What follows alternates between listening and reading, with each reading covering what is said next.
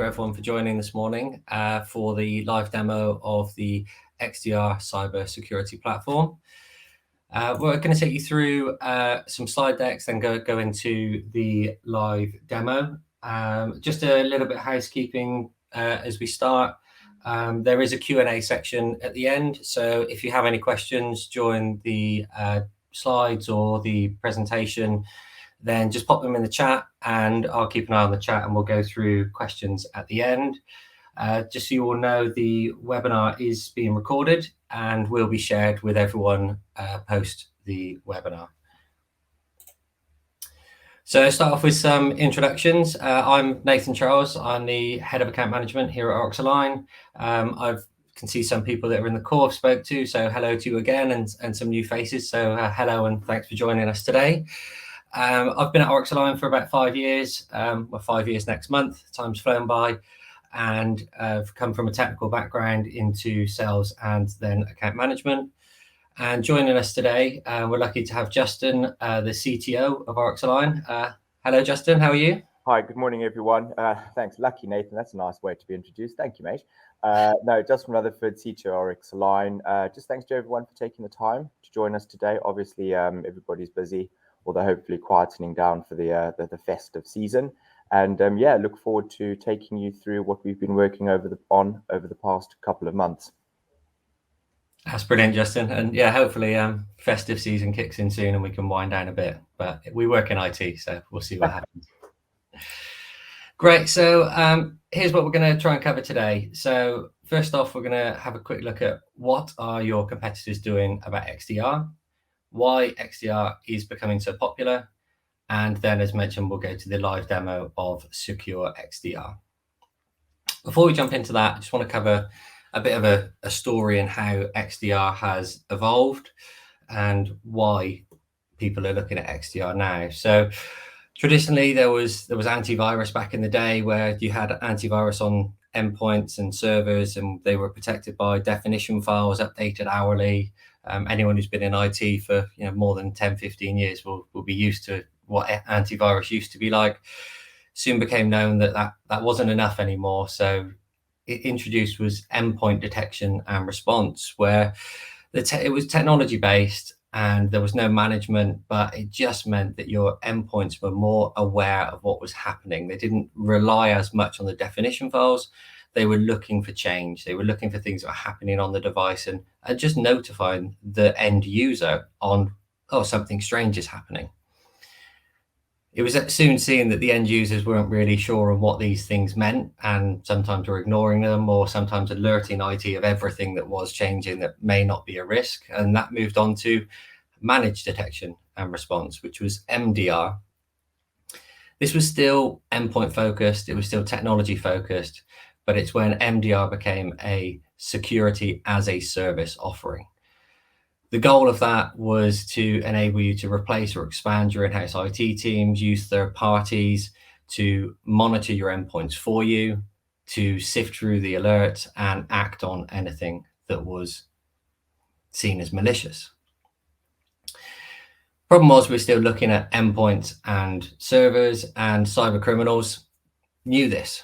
And as a cyber criminal, they would run this sort of technology themselves and soon found that it was harder to break in this way. So they went after anything else. And this is where XDR stepped in. And what XDR does is it expands that protection from endpoint and server out to the wider network through integrating third-party SaaS, network, endpoints, all into a single SIEM. This gives enhanced visibility so that you can see your IT estate, can see actionable threats and insights. Still had the problem that it was a lot of alerts and there were a lot of things going on and it needed management. So at that point, I'll hand over to Justin to explain MXDR. Sure, thanks, Nathan. Yeah, so I'm sure you guys have obviously picked up the common thread between EDR, MDR, the management of, and you'll see some interesting statistics that Nathan will take you through on in a second, and some interesting statistics I'll show you inside the demo. And it's just having the ability to aggregate all of these log sources into a single repository, and have a enterprise-grade global SOC operating as you'd expect, 24/7 across geographically dispersed locations, through a relative runbooks, through threat communities, looking for those initial indications of compromise and or anything that's malicious that subsequently needs to be escalated. Now, as you'll obviously appreciate as well, there is an absolute plethora of alerts that do get generated. Some of them are business as usual. So the service we're providing is the ability to integrate all of that, plus also work with inside or with your business to verify the various, what some would classify as noise, but also what I'll tell you about in a sec is the trail of breadcrumbs that need to be validated. It's brilliant, Justin. I couldn't have covered that myself, so well done. That was a lot more in depth than I could. So we'll move on now to have a look at, what are your competitors doing about XDR? We've carried out one survey, and we've also looked at surveys that are happening in the US at the moment on XDR. And surprisingly, 70% of US organizations are working on currently or are looking to work on XDR projects within 6 months. That's a large amount of companies that are already thinking about this technology and how they can put this across their business to secure their business. In the UK, we carried out a survey this month. So this is data that's relevant right now. And of the, I think 160 companies that we surveyed, 43% of them have said that XDR is either their highest priority at the moment or in their top 5 priorities of things that they are looking at and looking at ways to implement. So yeah, a large amount of people are looking at this technology at the moment. We specifically targeted our surveys at IT execs to get their opinions and find out, what part of XDR is the most important to your organization. And unsurprisingly, it was unified security. It was using one security platform to protect everything rather than implementing multiple security platforms and having to have an IT team that looked after multiple things. Obviously, on top of that, gaining better threat visibility, as Justin mentioned, and ease of integration, and obviously, importantly, is faster restoration. When you get hit, you want to know that you can recover quickly. Another interesting one was cyber attacks on my organization are an issue because I think if we'd have asked this question 5 years ago, the top response would have been the cost of ransomware and repair. But that has dropped now, and people are more worried about the disruption of operations when IT systems go down. 42% of companies are worried about the loss of downtime, the cost that is to the business, and just need to know the systems are going to be up and running all the time. So why is XDR becoming so popular? The type of threat has changed. Attacking SMEs because they are easier targets. I mentioned earlier, cyber criminals they use the technology that a lot of people use to protect their business because they test it to get through and see what they can do. And they found that enterprise organizations have the budgets, have the spend, have the people, they can put in a lot more protection than an SME can. So SMEs are adopting a lot of cloud technologies, integrating a lot of softwares and solutions into their business. And by doing this, they are creating weak points across their ecosystem. The mean time of 212 days for an organization to identify a breach. This means that when a cyber criminal does gain access to a network, it can take 200 days plus for someone to identify that they're actually there. And a lot of times now they break in and sit and watch before they do anything. And as mentioned, the attack surface is much broader. It's no longer just endpoints, servers, and email that they're going after. They're going after any device that is attached to your network, be it a CCTV camera, any device that's now on the network that's connected is a threat. The volume of threats continues to increase. We see this year on year. It's a surprising stat here. 65,000 attempts every day in the UK. That's based on an average. We'll see 65,000 attempts roughly today, and that's a lot. 62% of UK SMEs have experienced an increase in cyber threats that they are seeing in the last 2 years. And the final one is that resources are stretched. Graham, our marketing manager, actually pulled this stat for us, that IT departments have the third highest staff turnover in the UK, and there are staff shortages in the UK at the moment and across the globe for IT departments. So whilst it's hard to employ and retain good IT staff, those that are there are being bombarded with a lot of noise from alerts, a lot of false positive from security alerts. So their time is not being well spent. They can't filter that noise, as Justin mentioned earlier on. I think it's also important there to note, Nathan, that it's the staff shortage is not just around technical people. It's a lot around the security, because we're moving fast towards security being priority number one. I say priority number one, but yeah, there is that definite shortage of around skilled security technical staff. Yeah, right, Justin. There definitely is, and people that work in IT that were a technician fixing servers, etc., etc. It's not an easy step for them to jump straight into security and understand the breadth of knowledge that you've got to have to be a security engineer more than a technical engineer. So thank you for that, Justin. We'll move quickly on. We don't want to do death by PowerPoint into a live demo. Justin, I think before we go into the live demo, we've got one more slide just for you to talk through about the platform itself and how it operates. Excellent, great. Yeah, thanks. Just for a bit of context, guys, just as a bit of an infographic and how this fits together. And so starting at the top left, the endpoint, we all know about MDR. It's done a fantastic job, and it will continue to do a fantastic job, and is a key part within inside the security onion. However, as mentioned, the people laying dormant can attack from many different areas. So we need to be able to integrate now the disparate workforce.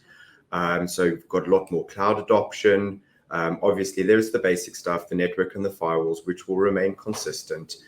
Which all, when we're talking about from the left, working our way towards point 2, which is where we're ingesting all of those logs into the SIEM platform, where against relevant rule sets, we're collecting data, the data is being normalized, allowing for the discovery, the prioritization, the investigation, response through the SOC, where they were able to do, because we've got such a wealth of information, which I'll show you in terms of root cause analysis, allowing us to look back into the logs over a period of time, aiding compliance. Plus also the most important one, when something does happen, the ability to do threat hunting and how that fits together. So incorporating a 24/7 security operations center who's monitoring the quantity of logs which are coming into the system is absolutely fundamental. So I'm just going to swap screens, so give me a moment, please. Right, so as you can see, what we did was we spun up a virtual machine in a new Windows virtual machine in Office Microsoft 365. We created an account on our tenancy, and we started putting live threats, what an attacker would do while they're laying dormant, while they're in your systems and not yet encrypted it. And the reason why this is important is that the data gleaned from an environment is useful to the attackers, what they can social further engineer activities, be it business or personal, when they see data flowing in and out of the site.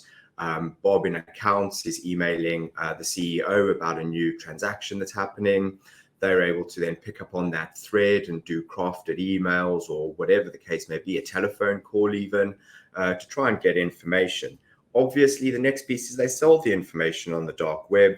And then last but not least, once they've managed to do all of that, they then encrypt your system and have you pay for your data again, unless you can recover, of course. But the reason why that's so important is because they leave a trail of breadcrumbs. And those trail of breadcrumbs provides us the visibility, the early warning system for us, OryxAlign, to investigate what is happening inside the system prior to a actual encryption happening. Now, obviously, that's not perfect, but no IT, no security system is perfect. So we need to create this visibility across the platform.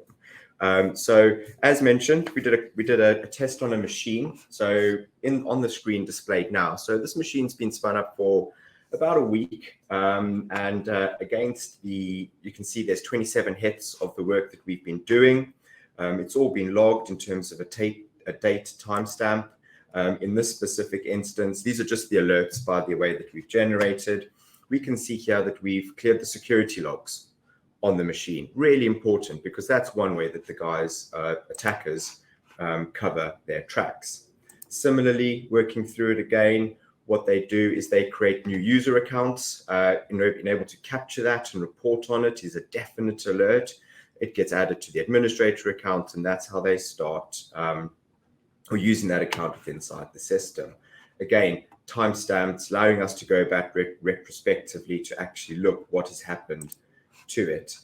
Similarly, as we look further down, for this one over here, deleting shadow copies, a primary task that's performed prior to encrypting as well. Again, security event logs. I do apologize, I've showed that one to you already. And you can see over here, another one is the a Windows backup tool administration. We've got a note here from the SOC saying that it's been observed in use by ransomware operators to inhibit recovery. So again, giving us valuable information as to what to actually do when these alerts are received. Let's just pick another one over here. Seems to be a lot of event logs that we've cleared. So again, the event notification triggers the changes on a debugger value. Again, another common tactic used by attackers. So we created new local accounts. We installed tools that were used by attackers. We installed remote connection software. And all of this is being reported back into the system, giving us those early warning signals and allowing us the visibility. What I thought was really important and really key to show you is that with just one system, we've accumulated over a number of days, maybe even 5 at most, 290,000 events. Okay, that's just one machine. Now you're talking about you've integrated all your estate, your machines, you've plugged in your network with the sensor that's looking for outbound traffic. You've incorporated all of your, you've incorporated your SaaS platforms, Office 365, et cetera, So there is a absolutely huge number of logs which get ingested, of which, again, you're looking for the breadcrumbs, and having that early visibility allows OryxAlign to receive the information from the SOC for us to be getting after important trail of breadcrumbs, as mentioned. Similarly, as well, you'll be asking yourself the question around the threat community, which we know is hugely important inside the cybersecurity space. What we do inside the platform, which comes with it, we plug into the Department of Homeland Security. That's the first one you can see on the screen now. The emerging threats. For our subscription, we've also got a subscription with Cisco Talos, obviously an absolute key primary community to be involved with. And then part of the SOC is the Cyber Research Unit, and they provide threat intelligence against all of the alerts that they are seeing inside the landscape, not just inside their system. And I think, having a look at here now, I think this is over the past month or so, the Department of Homeland Security has added 465,000 new indicators. So there's just a wealth of information from the IT landscape, which gives us the visibility to look at any threats as they pass through the system. Again, in terms of integrations, what can we integrate? So for many of the people that run systems, Cisco Meraki, there's a lot of that out there. Cisco Umbrella for your DNS traffic, Microsoft Defender, Office 365, which is a key one, with all the digital transformation that's gone on in the workplace, that's a key one to have in. Plus also, as you can see, stuff that we haven't integrated that's available, Carbon Black, Cisco AMP. And I think there is another good one here in terms of Red Canary, so all really good stuff enabled for us to be able to integrate. So what does that actually mean once you've done the integration? So to give you an example, this here is the CRU, and these are their custom-made notifications which allow us to have a look at what has been triggered. So to give you an example, I mentioned the recon software. We can see over here that there is a notification for that. So any time comes across our bow wave, an event is created for us to look after. So there's the port scanners, the event logs. We've got the shadow copies being deleted. And I think there's in the region of 342 of these event notifications which come through to us, and that continues to grow. To give you an example of a cloud-based integration, Office 365. So what we're looking for over here, number one, inbox forwarding rule created. A common tactic used is that when somebody gains access, let's say via a weak credential, the ability for us to log that alert, contact the user to say, did you create this forwarding rule? Because if they didn't, you probably find, or it could be an indication of compromise, and for us to be able to look at. What you would expect as well around users failing MFA, users trying to log on from disabled accounts, all indicators, plus also system changes that were being with inside the system. Let's say there's an anti-fishy policy deletion that we know needs to be active. So also monitoring what sysadmins are doing within inside the system. And then very important, the global administrator role assigned, that we all know, or people that do know, that is an important one to be able to track. Just the ability for us to ingest all of this data across most of the estate is absolutely key in providing that visibility, supporting the research from IBM. Attackers are laying dormant because they want to exfiltrate your data.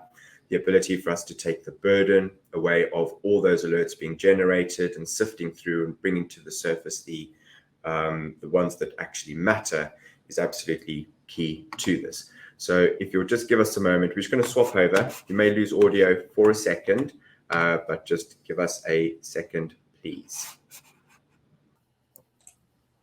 That's great, Justin. Thanks for that. It's I always find it amazing how many alerts we're getting from just one endpoint.